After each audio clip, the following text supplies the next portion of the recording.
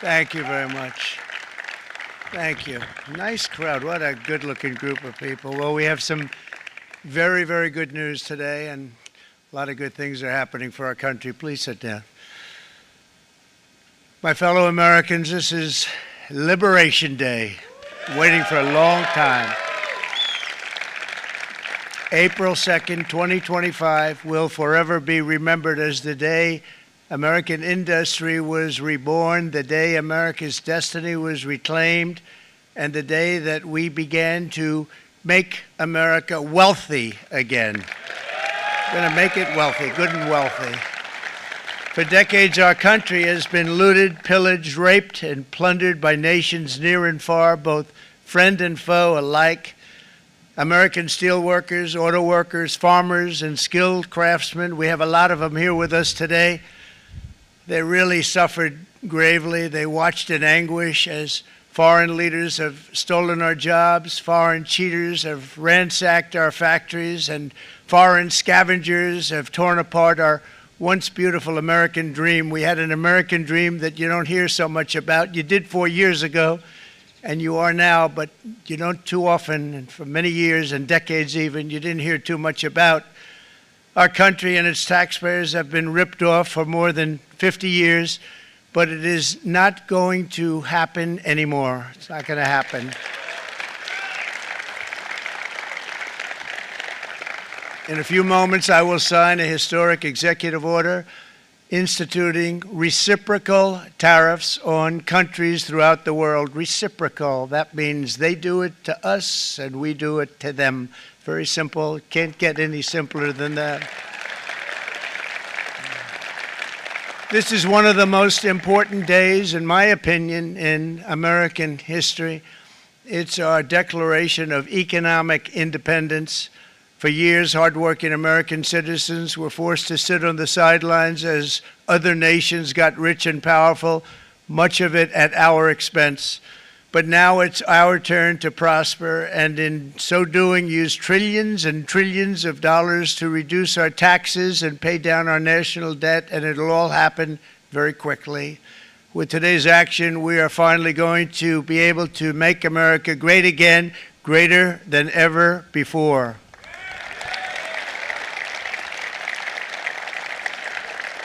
Jobs and factories will come roaring back into our country, and you see it happening already.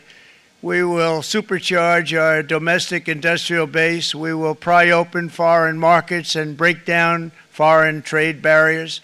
And ultimately, more production at home will mean stronger competition and lower prices for consumers. This will be indeed the golden age of America. It's coming back, and we're going to come back very strongly. We're pleased to be joined on this momentous occasion by Vice President J.D. Vance. J.D., thank you. Thank you.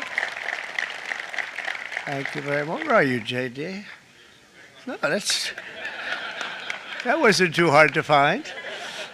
I was looking, he likes to take a low-key attitude, so it'd usually be sitting right in front. He's gaining a lot of confidence, Mike, isn't he?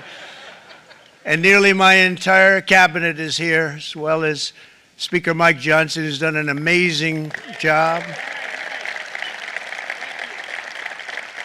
And with the great success we had last night in Florida, we have a majority of 7. And 7's like a lot when we had it at 1, right? You've done a fantastic job. And many of the members of the House and Senate are with us. Senators, Congressmen, thank you all for being with us. We appreciate it. For decades, the United States slashed our trade barriers on other countries, while those nations placed massive tariffs on our products and created outrageous non-monetary barriers to decimate our industries. And in many cases, the non-monetary barriers were worse than the monetary ones. They manipulated their currencies, subsidized their exports, stole our intellectual property, imposed exorbitant VAT taxes to disadvantage our products, adopted unfair rules and technical standards, and created filthy pollution havens. They were absolutely filthy, but they always came to us and they said, we're violating, we should pay for it. It's all detailed in a very big report by the U.S. Trade Representative on Foreign Trade Barriers, and I'll just hold it up for you. It's available, and you don't have to pay too much. As I understand it, you'll pay nothing. It's a lot of work for something, actually, because it's a special book. It's frankly, it's very upsetting when you read it, when you see what people have been doing to us for 30 years. This all happened with no response from the United States of America, none whatsoever. But those days are over. Let me offer just a few examples of the vicious attacks our workers have faced for so many years. The United States charges other countries only a 2.4 tariff on motorcycles. Meanwhile, Thailand and others are charging much higher prices, like 60%. India charges 70%. Vietnam charges 75%, and others are even higher than that. Likewise, until today, the United States has for decades charged a 2.5 tariff.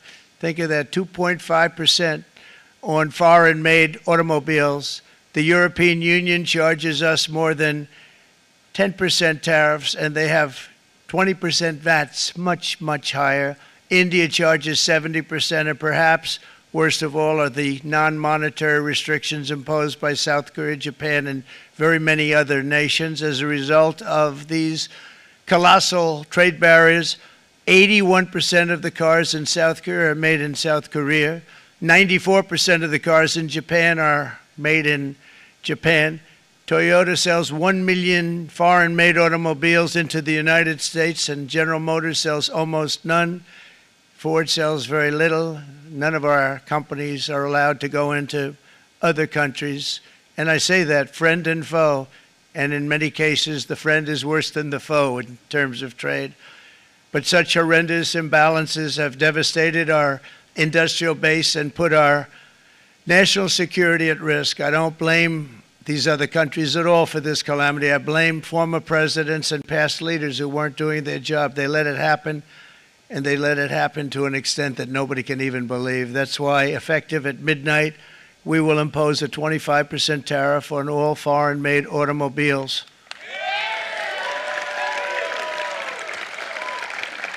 Thank you. Brian, I'd like to have you come up here for a second, okay?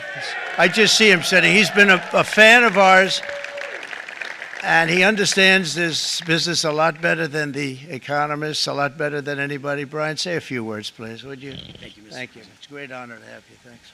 Thank you, Mr. President. I grew up just north of Detroit, Michigan, in Macomb County, known as the home of the Reagan Democrats.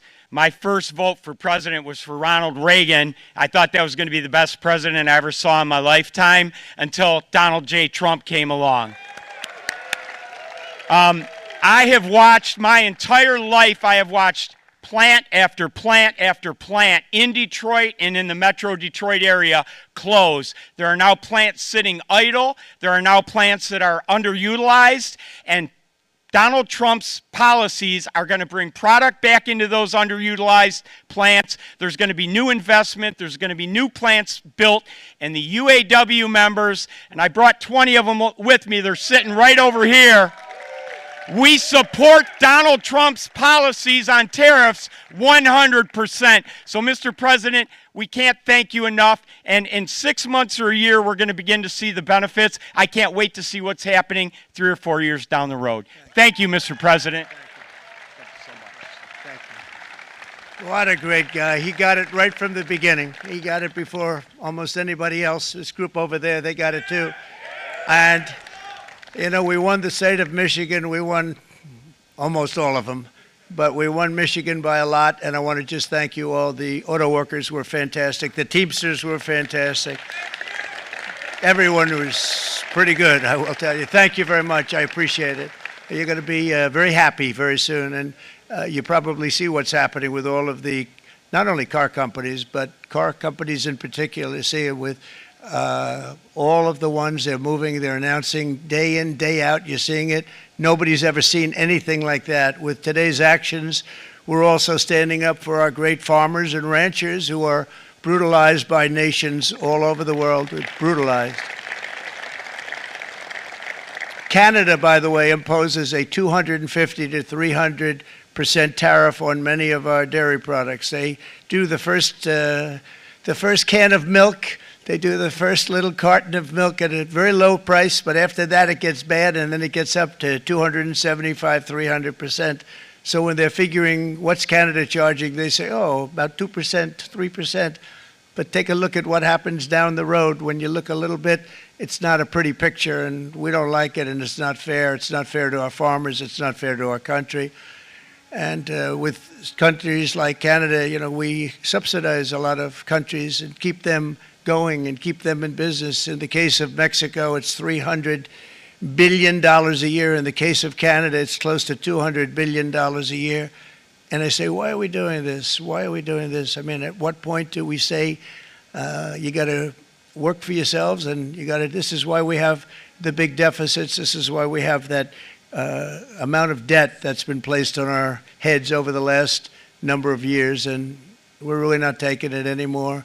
Through non-tariff barriers, the European Union bans imports of most American poultry. You understand? They say, we want to send you our cars, we want to send you everything, but we're not going to take anything that you have. Australia bans, and they're wonderful people and wonderful everything, but they ban American beef, yet we imported $3 billion of Australian beef from them just last year alone. They won't take any of our beef. They don't want it because they don't want it to affect their farmers. And you know what? I don't blame them, but we're doing the same thing right now, starting about midnight tonight, I would say. And China charges American rice farmers an overquota, it's called, a tariff rate of 65%. South Korea charges 50%. Actually, they charge different, from 50% to 513%. And Japan, our friend, charges us 700%. But that's because they don't want us selling rice and other things. Who can blame them, Madam Secretary? Agriculture, great job you did on eggs, by the way. The egg prices came down 50%. You got them down 50% once we got involved. They were going through the sky. The egg prices, they were going through the sky, and you did a fantastic job. Now we have lots of eggs, and they're much cheaper, down about 59% now, and they're going down further.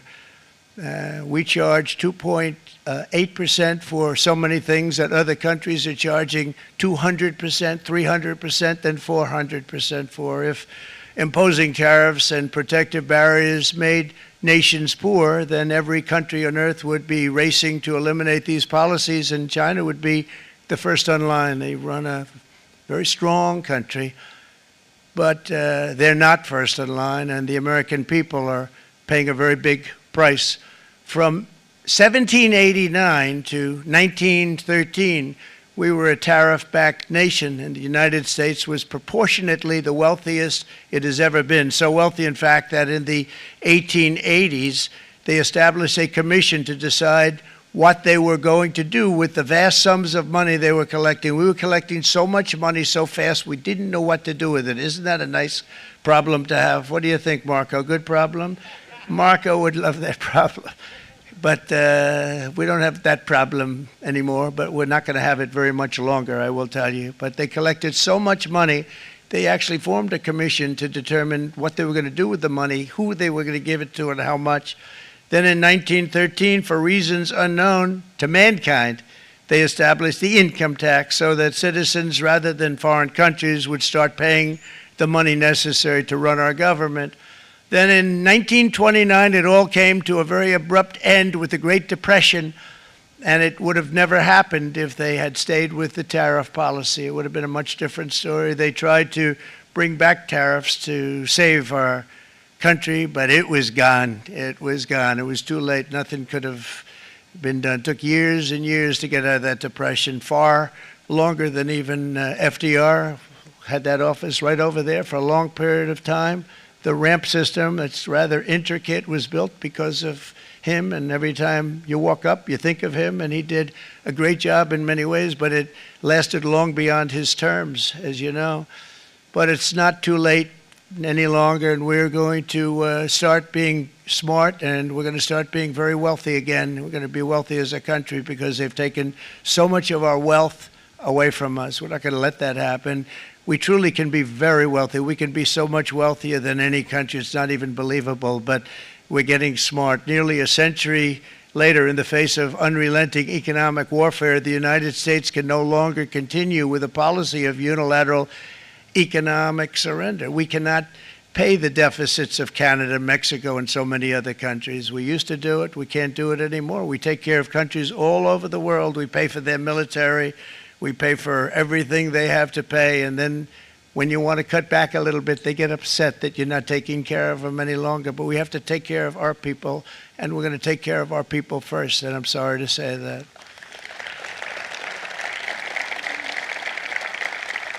And today we're standing up for the American worker, and we are finally putting America first.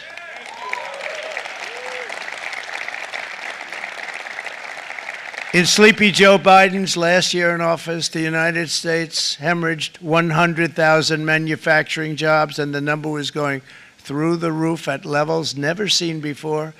And our trade deficit reached a record $1.2 trillion, which is unheard of. Since the beginning of NAFTA, the worst trade deal ever made, it was a horror show. I was able to terminate it. They all said you'd never be able to get it out. We had to get approval from Congress to get it terminated. We had to live with that deal. It was the worst trade deal ever made by far. But since the very beginning of NAFTA, our country lost 90,000 factories. Think of what that is, 90,000. Think about putting a map up and putting tax on it. You wouldn't have enough room. 90,000. I said, is that possible? We had it checked 4 different times, and it was actually somewhat higher than that. And 5 million manufacturing jobs were lost while racking up trade deficits of $19 trillion. That was the worst trade deal ever made. As a result of these gigantic losses, foreign nations now own $26 trillion more of American assets than think of this, than the Americans own of their own foreign assets or other foreign assets. The United States can no longer produce enough antibiotics to treat our sick. We have a tremendous problem. We have to go to foreign countries to treat our sick. If anything ever happened from a war standpoint, we wouldn't be able to do it.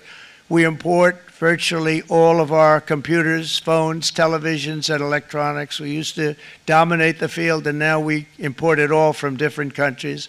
A single shipyard in China now produces more ships every year than all of the American shipyards combined. Think of that.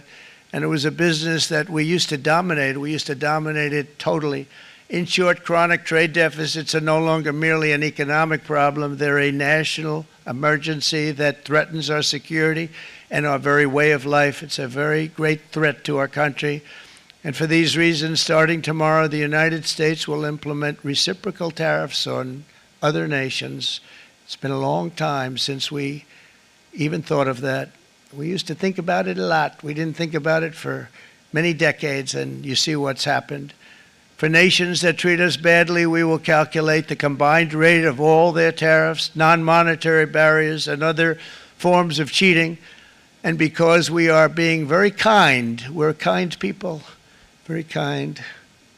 You're not so kind when you got ripped off with your salaries. My auto worker friends and my Teamster friends and all of the unions that typically voted Democrat, they're not voting Democrat anymore because worker, whether union or non-worker, they're for the Republicans now. That's what happened.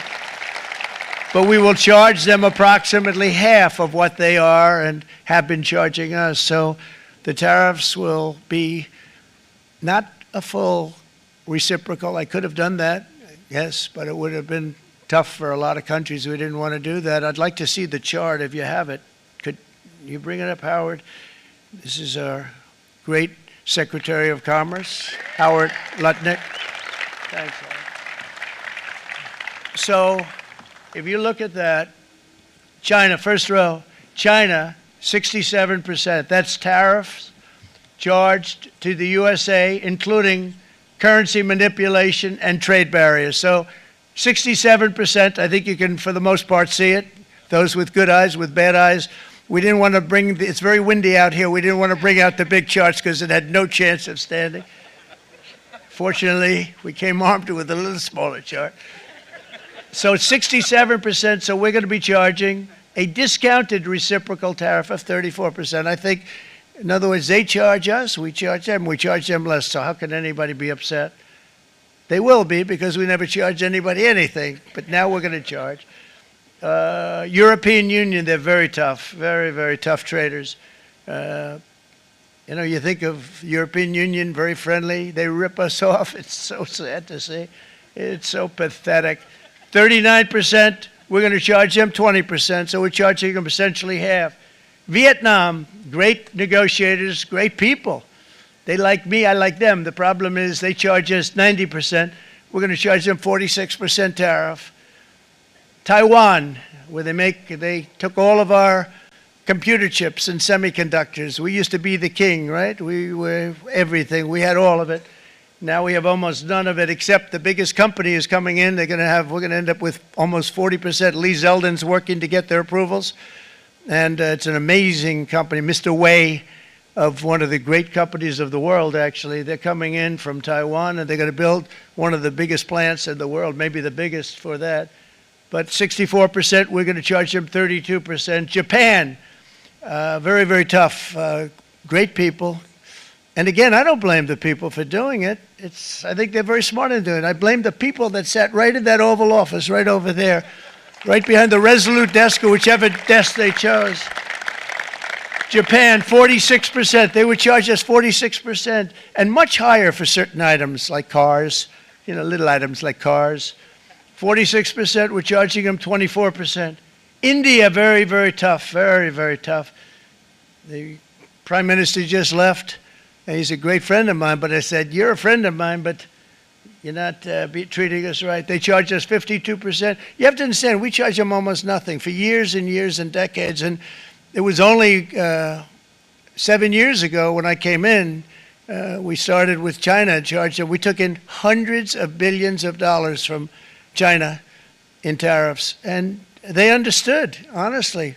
President Xi understood. He said, look, I understand, and the other countries, and they all understand. We're going to have to go through a little tough love, maybe, but they all understand. They're ripping us off, and they understood it. Prime Minister of Japan, Shinzo Abe. He was a fantastic man. He was unfortunately taken from us, assassination. But I went to him and I said, Shinzo, we have to do something. A trade is not fair. And he said, I know that, I know that. And he was a great gentleman. He was a fantastic man, but he understood immediately what I was talking about. I said, Shinzo, we have to do something. He said, I know that. And we worked out a deal, and it would have been a much better deal, but frankly, there were many years left on the deal that was made previous to my getting there, but it was something. If you look at Switzerland, 61% to 31%. Indonesia, Malaysia, Cambodia. Oh, look at Cambodia, 97%. We're going to bring it down to 49. They made a fortune with the United States of America. United Kingdom, 10%, and we'll go 10%. So we'll do the same thing. South Africa, 60%, 30%, and they've got some bad things going on in South Africa. You know, we're paying them billions of dollars, and we cut the funding because a lot of bad things are happening in South Africa. The fake news ought to be looking at it. They don't want to report it. Brazil, 10%, 10%. Bangladesh is 74%. So you see what's going on. Pakistan, 58%. Sri Lanka, 88%.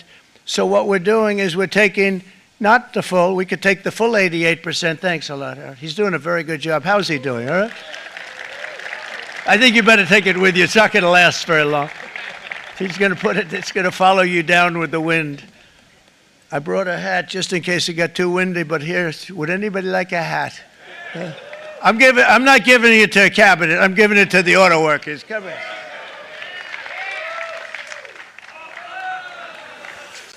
Thank you, fellas. Get it. That's it. That's it. They deserve it more than our cabinet. Our cabinet has plenty of hats.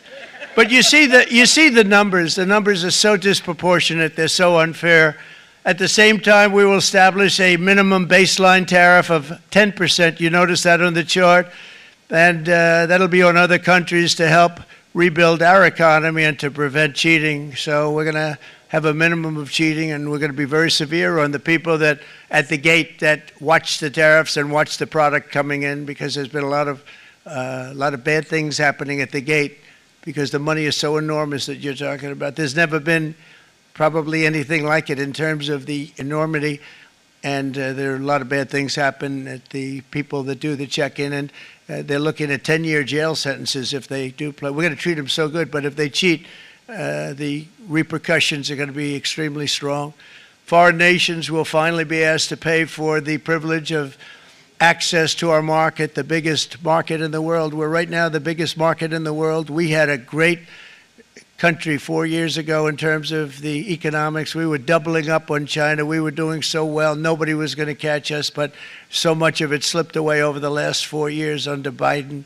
I campaigned on this policy throughout last year, and today that promise was made, and it was also a promise, as you know, that was kept. Promises made, promises kept. To any company that objects to our common sense reciprocal tariffs, again, reciprocal, back and forth, back and forth. And I call this kind reciprocal. This is not full reciprocal. This is kind reciprocal. But what we do is we cut it in half. We charge them. My answer is very simple if they complain. If you want your tariff rate to be zero, then you build your product right here in America, because there is no tariff if you build your plant, your product in America.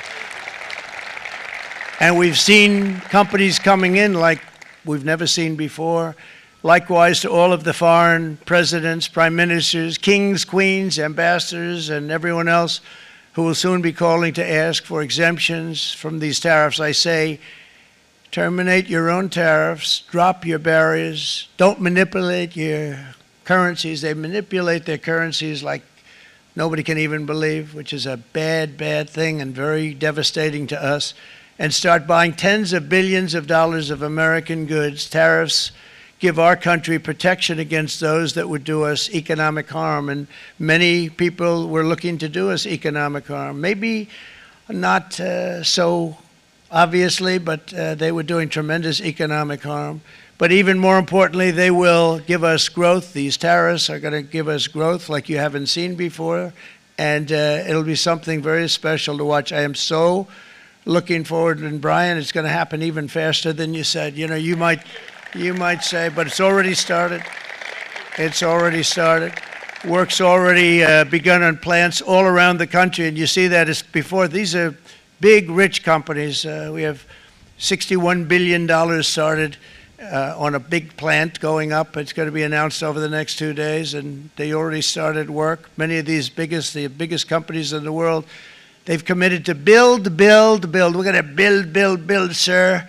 And they came here to see me, and they wanted to know if they could have a press conference. I do as many as I can. I'm pretty busy trying to stop Russia and Ukraine and the Middle East. We got to stop that. We got to stop the Houthis, which we're making tremendous. They like shooting ships down and out of the water, sinking ships. They get a kick out of it, but they're not getting such a kick out of it now, are they, Mr. Secretary? They're not getting such a kick out of that now. But here are just a short list of some of the companies that have already announced and committed to investment. And this is a company that built its factories and its plants in China. Apple is going to spend $500 billion. They never spent money like that here. They're going to build their plants here. SoftBank, OpenAI, and Oracle, great companies, are investing $500 billion almost immediately. NVIDIA, a hot company, is investing hundreds of billions of dollars. They just announced. TSMC, the biggest, most important company in the world of chips from Taiwan, with no investment from us, is investing $200 billion. And they said the reason was, number one, the election of November 5th, and number two, the tariffs. They don't want to pay the tariffs, and the way they're not paying it is to build their plant here. So we're going to go from almost no percentage. We used to have 100% of the chip market. Now it's all in Taiwan. Almost all of it's in Taiwan. A couple of other countries, but mostly in Taiwan. And think of it. We had 100%. We lost it because of people in that office that didn't do their job. They allowed it to be stolen from us. Johnson & Johnson, great company, $55 billion. Eli Lilly, $27 billion. Meta is investing $500 billion. Wow. The Mac is investing $20 billion. CMA, CGM, $20 billion. And then you have Merck and Clarios, Stellantis, General Motors, GE Aerospace, Honda, Nissan, Hyundai are all putting in billions and billions of dollars, and they're committed 100%. So. And we've never had, and this is after 2.5 months. This is after just a short, this all took place as soon as we came out with what everybody wanted to do. You know, I watched a gentleman today on television, used to work with Lee Iacocca, a very respected automobile person, and he said, you know, because they're asking people, and they try and get as many negative people as they can, but they can't find them too much. It's pretty hard to find in terms of what we're doing, especially when they see all this investment. They said, so tell me, what do you think of what Trump is doing from the automobile standpoint? He said, I can't believe it. Somebody is finally, he's an older guy, real pro, really top guy, with Lee Iacocca. He said, I never thought I'd see the day when this would happen, where somebody had the courage to go and do what has to be done. This is transforming our nation. Our entire nation is going to be transformed, not only with the cars, but on every single other item that's built. We're going to become an industrial powerhouse. And he said that so beautifully today. In fact, I'm going to find out, I'm going to get a tape, and Bruce, I'm going to get that tape, and I'm going to send it to you out in Long Island, and you're going to play it for the people. And all your union workers and your non-union workers out there, you got a pretty even split. But we have, so far, it looks like we're going to have about $6 trillion of investments, and you wouldn't do that in years in this country over the last number of years. $6 trillion, and that's going to be much higher by the end of the year. And think of what $6 trillion is. You wouldn't have even a small percentage of that under this other system. We're going to be an entirely different country, and it's going to be fantastic for the workers. It's going to be fantastic for everyone. There will never have been a transformation of a country like the transformation that's already happening in the United States of America. It's an incredible thing to watch, and it's incredible to meet with the top people, people that you read about, very wealthy people, or people that are great managers and executives and presidents of big public companies, and to watch the enthusiasm they have now that they didn't have. They gave up on our country. They went to foreign countries and they built. Companies are pouring into our country at levels never seen before, with jobs and money to follow, and it's really beautiful. In the coming days, there will be complaints from the globalists and the outsourcers and special interests and the fake news. Always, the fake news will always complain. But never forget, every prediction our opponents made about trade for the last 30 years has been proven totally wrong. They were wrong about NAFTA. They were wrong about China. They were wrong about the Trans-Pacific Partnership, which would have been a disaster if I didn't terminate it. If I didn't terminate that, United Auto Workers, you would have had no jobs in this country. You would have had no jobs. It was all going to other countries. In my first term, they said tariffs would crash the economy. Instead, we built the greatest economy in the history of the world. And again, I have great respect for President Xi of China, great respect for China, but they were taking tremendous advantage of us, and I commend them for that. I say, hey, if you can get away with it, that's okay. But, you know, they understand exactly what's happening, and they probably, most of them are saying it's about time they did something, but, and they're going to fight, and they're going to fight fair. Everyone's going to fight. You know, it's like, I say to the leaders, look, you got to take care of your country, but we have to start taking care of our country now. We can't do what we've been doing for the last 50 years. From the day of my election, the stock market went up in my first term 88%, with NASDAQ going up 155%, more than any president has ever had in any term in office, by far. And I think we're going to blow that away, and maybe the numbers won't show, but I think they're going to show much better than even those numbers. But what you're going to see is you're going to see activity, that empty, dead sites, factories that are falling down, those factories will be knocked down, and they're going to have brand new factories built in their place. They're not only talking about renovating, they're talking about brand new, the best anywhere in the world, the biggest anywhere in the world. I have a friend who builds car plants, and I said, I want to see the biggest and the best. He said, well, we have to go to Mexico. I said, no, I want to see it in the United States. He said, we're not building them in there. This is a year and a half ago during the campaign. He said, we're not building it. You'd have to go to Mexico. When I was starting to decide to run, and I went to number one in the polls very rapidly, I want to say, like let's say in the first hour, and then shortly thereafter, it looked like I was going to win, and the fake news was saying, "Oh no, don't do this." What they don't know is if I didn't win, they would have really been in trouble, because nobody wants to read them anyway.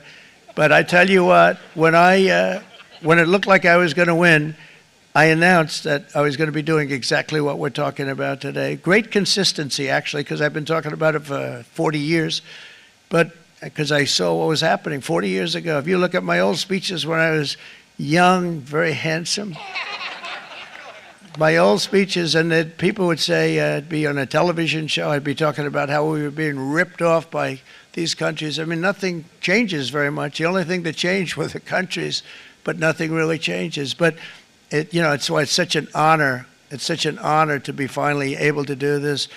If you look at China, I took in hundreds of billions of dollars in my term, hundreds of billions. They never paid 10 cents to any other president, and yet they paid hundreds of billions, so much so that Biden couldn't do anything. They wanted to try and terminate it because he had a very special relationship with China.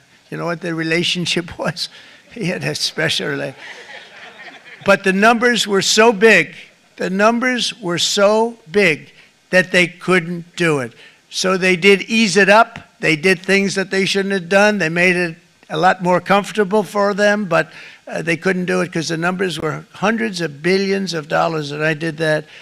And we were on our way to doing something like incredible. And then we had a very bad election happen, a lot of bad things happened. So when I said we got to do it again, I said we have to make it too big to rig, and we made it too big to rig, and we won in records, and it was a monumental win. And it was such an honor to see so many of you, like Brian and your friends, here with us to celebrate, and to more importantly celebrate what we're doing, because that wouldn't be a full celebration if we didn't do this, because this will be an entirely different country in a short period of time.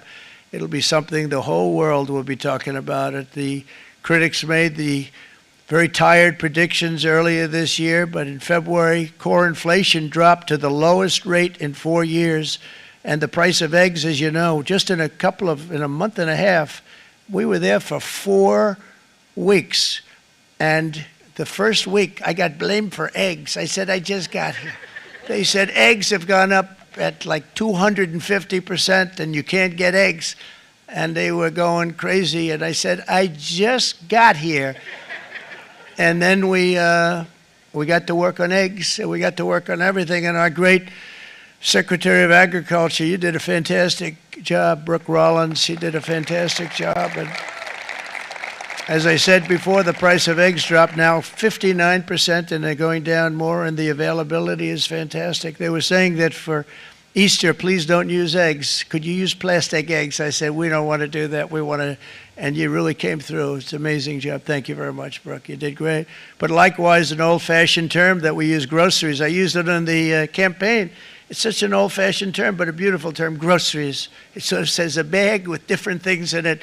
Groceries went through the roof, and I campaigned on that. I talked about the word groceries for a lot, and energy costs now are down. Groceries are down. Gasoline is way under $3, and people are beginning to be able to buy things and live again. We brought prices way down. We created 10,000 already in a few weeks, new manufacturing jobs.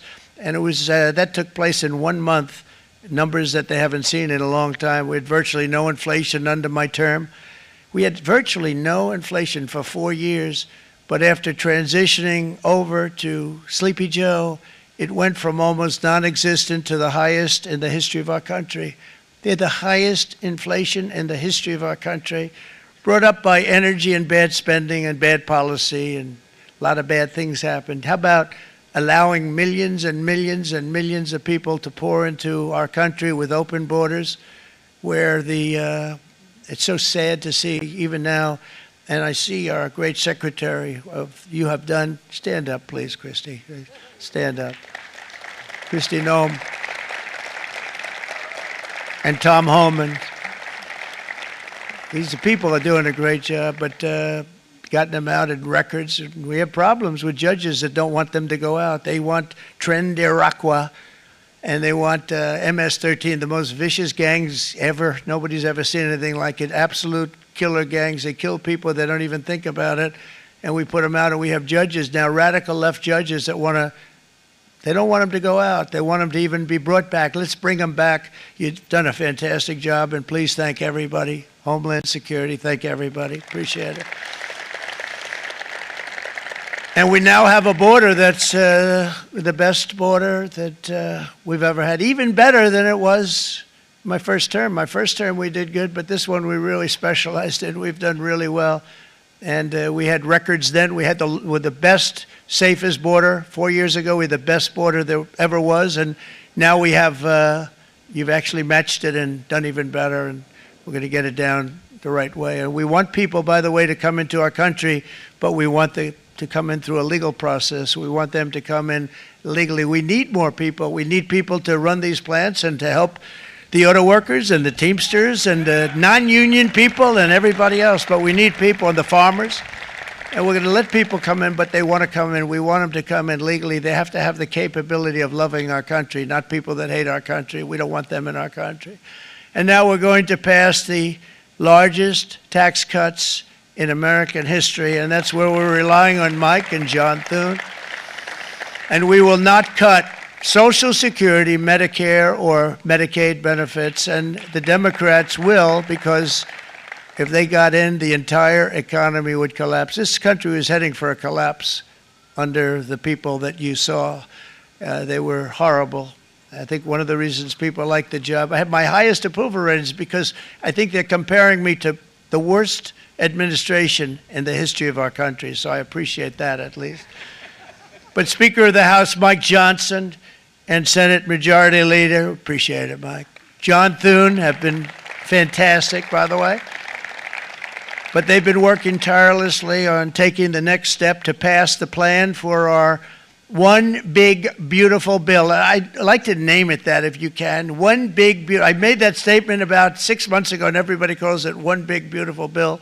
And it will be that. It'll have everything, the big tax cuts and every incentive there is. And it'll be fantastic. And by the way, for the cars, we're asking for an interest deduction on a loan. So if you build the car, only in America we do it, Brian. If the car's not built in America, you don't get the interest rate deduction.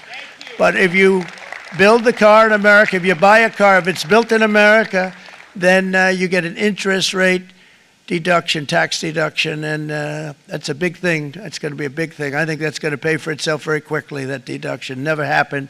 We've never had anything like that before. Somebody said, where do you get the idea? Because it's so basic. You would think that would have happened a long time ago. It never did, and I'm very happy it didn't, because now I can say that was my idea. But we're going to get us closer to the debt extension. We have to get the debt extension passed, and I know you're going to be able to do that, Mike, and it's very important that you do that. And all of the other things that the Senate budget plan gives us, along with working, because I know they're working together, John and Mike, and the two bills are going very well together. We need to get our shared priorities done, including certain permanent tax cuts. We want the tax cuts to be permanent, spending cuts, energy and historic investments in defense, border, and so much more. We're covering everything. These will be phenomenal. There'll be no bill like this going to straighten. One bill is going to straighten out our country for many, many years to come. And we said, let's just do it and let's get it done. And some guys will love it and some guys will like it a little bit less because they're not getting what they were exactly looking for, but they're getting a lot. They'll never, if we get this done, it'll be the most incredible bill ever passed in the history of our Congress and Senate and congressmen, the senators and the congressmen, many of whom are here today, will be very proud of themselves. I really believe that. It's going to set us on a whole new prosperous path. we're going to cut spending and right-size the budget back to where it should be. We're going to do that very strongly. Thank you, Rick. Thank you. John, thank you. Oh, look at all of our senators over there. Oh, boy, that's a nice group of people. But I won't like them so much if they don't get this bill done. That's a great group, and Congressman, thank you very much. I appreciate it. Tremendous people. The Senate plan is my complete and total support, and the House plan likewise is very similar. They're moving along pretty much at the same clip, and as soon as you're ready, you'll show it to me, and I'm sure it'll have my support, Mike. Every Republican congressman and senator must unify. We have to unify. We can't be separated. We have to get it done. We have to get absolutely everything we can, and we have to take care of the American people. That's the only thing that matters. We have to take care of the American people first. We need to pass this bill immediately, get it done, including debt extension. From this day on, we're not going to let anyone tell us that American workers and families cannot have the future that they deserve. We're going to produce the cars and ships, chips, airplanes, minerals, and medicines that we need right here in America. The pharmaceutical companies are going to become roaring back. They're coming roaring back. They're all coming back to our country, because if they don't, they got a big tax to pay. And if they do, I'll be very happy, and you're going to be very happy, and you're going to be very safe. We're going to build our future with American hands, with American heart, American steel, and we're going to build it with American pride like we used to. We're approaching our 100th day as president, and have been given credit by a lot of people, actually, even some of the fake news. Can you believe it? Which in this case hopefully isn't fake, for having done more in that time than any other administration in the history of our country in the first 100 days. I think we've had an amazing, in terms of what we've done, what we've gotten accomplished. I'd like to see if we can get that war ended and another war from not starting in the Middle East. We have to get Russia. They're losing 2,000 on average, 2,500 people a day, young people, soldiers, Russian. Think of that. 2,500 through some days, but on average, probably over about a 1 week period, it's 2,712, they say. They're losing those soldiers. They're dying. They're being decimated. And they're not from our country, but they're from other countries. But they're human beings. They're from Russia. They're from Ukraine in this period, most of them. And we're going to get it stopped. It's a senseless war that would have never happened if I was president, and it shouldn't be allowed to go on. And I think we're being given good cooperation by Russia and by Ukraine, but we have to get it stopped. It's humanity. It's humanity. It's a terrible thing. This will be a very big moment. I think you're going to remember today. It's going to be a free nation that we're dealing with. We're going to have a very free and beautiful nation. It's going to be Liberation Day in America, and it's going to be a day that hopefully you're going to look back in years to come and you're going to say, you know, he was right. This has turned out to be one of the most important days in the history of our country. God bless you and God bless America. Thank you, everybody. Thank you very much. Thank you. Thank you very much. This is Will, everybody. He's going to just give you a little bit of a briefing on what we're signing. Good afternoon, you all. We have two documents prepared for the president's signature today. One closes what's referred to as the de minimis loophole with respect to imports from the People's Republic of China. The other is the big one, is the reciprocal tariff executive order that the president just spoke about at length. This is obviously a huge deal, and it's been an honor to be a part of your team getting this ready for you, sir. Thank you very much. Thank you. Sir.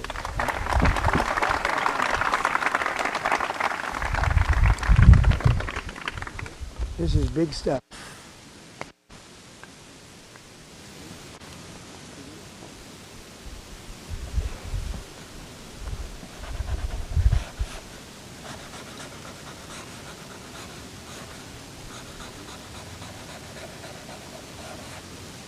That's a 10. That's a good one. Look. That's a good one. That's a good one. Thank you. Thank you, sir.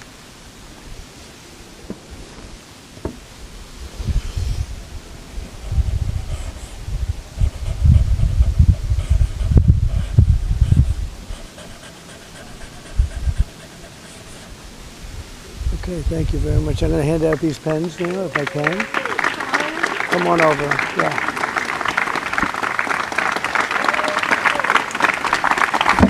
Thank you very much. Thank you. Thank you, sir. Come up here, Madam Secretary.